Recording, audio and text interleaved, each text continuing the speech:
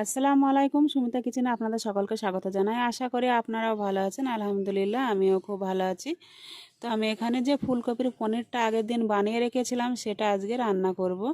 তো সেই রেসিপিটা আপনাদের সাথে একটু শেয়ার করতে চলেছি। তো চলুন পুরো ভিডিওটা দেখুন, স্কিপ করবেন না। ফুলকপির পনির কিভাবে রান্না করি আর খেতে অসাধারণ লাগে, খেতে খুবই সুস্বাদু একটি রেসিপি। তো চলুন শুরু করা যাক। তো আমি এখানে পনিরগুলো তো আগে থেকে কেটে আপনাদের দেখিয়ে দিয়েছিলাম। এখানে আমি টমেটো, ধনেপাতা, তারপরে পেঁয়াজ, কাঁচা লঙ্কা, আদা, জিরে, গোলমরিচ আর লবঙ্গ নিয়েছি। তো আমি এখানে দুটো কাঠ দেব, তো খেয়াল ছিল না আমার, তো আমি নিয়ে নিব। আর এখানে দেখুন একটা মশলা আছে। তো চলুন শুরু করা যাক। তো দেখুন আমি একটা মিক্সারের বাটিটা নিয়ে নিয়েছি। এর ভিতরে আমি মশলাগুলো একে একে দিয়ে দেব।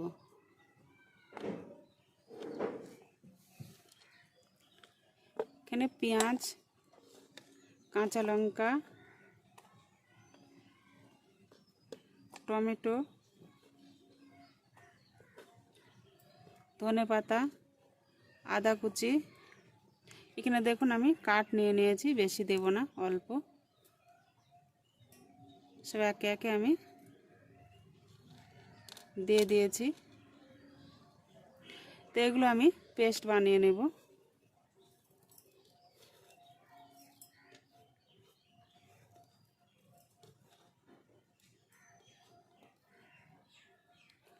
তো আমি এগুলো তেলে ফোড়ন দিব, ওই জন্য এটা রেখে দিলাম, এটা পেস্ট বানাবো না। তো আমি আগে পেস্টটা নিয়ে চলে আসি বানিয়ে। তো দেখুন আমি একটা পেস্ট বানিয়ে নিয়েছি। তো এবার শুরু করা যাক। আপনারা চাইলে এগুলো সব কুচিও করে নিতে পারেন, কুচিও ব্যবহার করতে পারেন। তো আমি এখানে একটা কড়াই বসিয়ে দিয়েছি, কড়া গরম হয়ে এসেছে। এবার আমি সরিষার তেল দিয়ে দেব।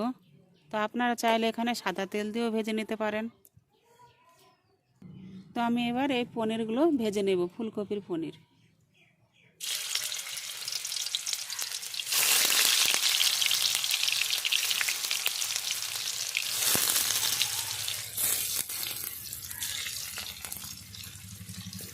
তো আমি এভাবে একে একে ভেজে নেব। তো আমি এভাবে একে একে উল্টিয়ে দেব।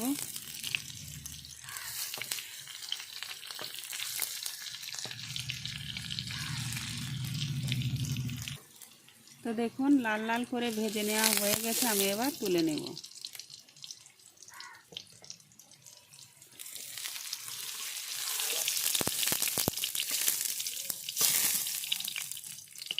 তো এভাবে আমি সব লাল লাল করে ভেজে নেব, দিয়ে ভাজার পরে ফিরে আসছি।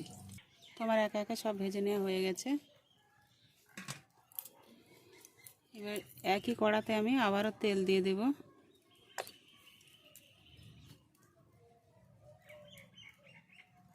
তেল গরম হয়ে এসেছে, আমি এবার লবঙ্গ আর গোলমরিচ দিয়ে দেব।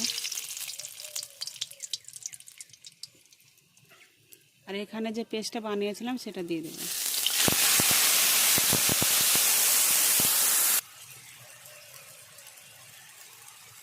তো আমি এবার মশলাটা ভালো করে কষিয়ে নেব। লবণ, দেখুন কালার হওয়ার জন্য আমি লঙ্কার গুঁড়োটা দিয়ে দেব।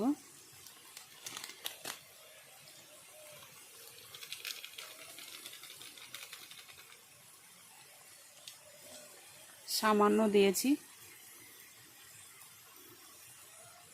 এখানে যে মশলাটা রয়েছিল সেটাও আমি দিয়ে দিলাম।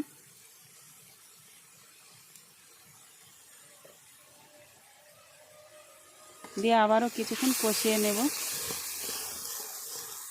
তো দেখুন মশলা কষানো রেডি। তো এই পর্যায়ে আমি কিছুটা জল দিয়ে দেব।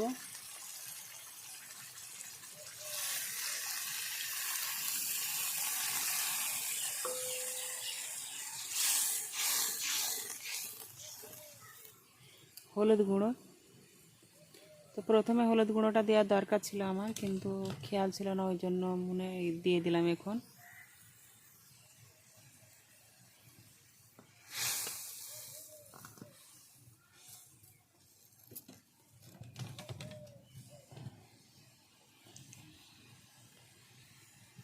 তো দেখুন ফুটতে শুরু করেছে। আমি আগে থেকে যে পনিরগুলো ভেজে রেখেছিলাম সেগুলো এবার একে একে দিয়ে দেব। তো এভাবে আমি কিছুক্ষণ রান্না করে নেব। তো আমার হয়ে গেছে। সামান্য মশলা মানে যে এলাচ, সে এলাচ গুঁড়ো দিয়ে আমি এবার নামিয়ে নেব। তো দেখুন কত সুন্দর কিন্তু গোটা গোটা হয়ে আছে। তো আমি এই পর্যায়ে নামিয়ে নেব। এখন আমি নামিয়ে নিয়েছি। কত সুন্দর হয়েছে রান্নাটা, খেতেও কিন্তু খুবই সুস্বাদু একটা রেসিপি।